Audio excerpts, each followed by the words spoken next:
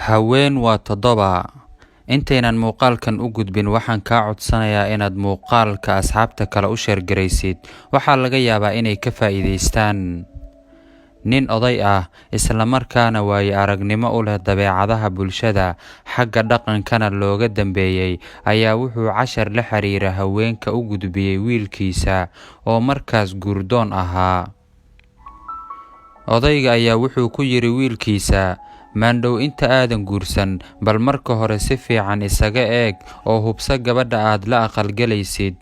Ogowna inay haweenku u kala baxaan 7 nooc, kuwaasi oo kala ah: 1. Ildheer waa gabadha indhaha uun warwareejiso oo la raacda wixii cusub ee dhar, alaab guri, qalab lagu xaragoodo iyo wixii la mid ah ee suuqa ku soo kordha ama ku aragta gabdhaha kale, dabadeedna ku qasabta ninkeeda soo iibinta waxaas cusub.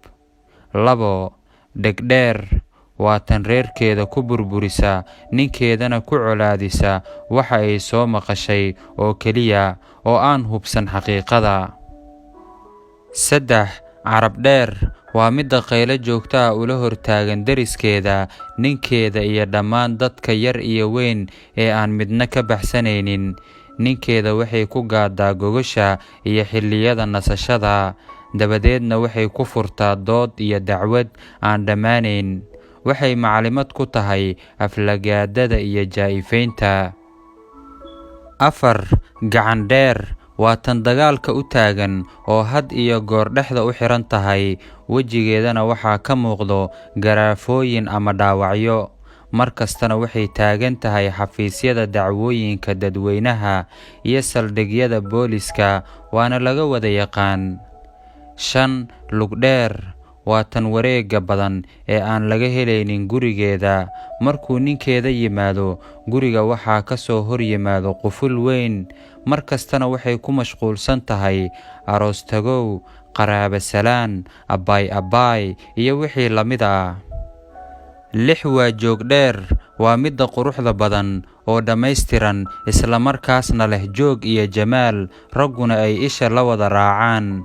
Laakiin markii la tago gurigeeda waxaa lala kulmaa dhiiqo, dhusuq iyo qashin isdhex yaalla.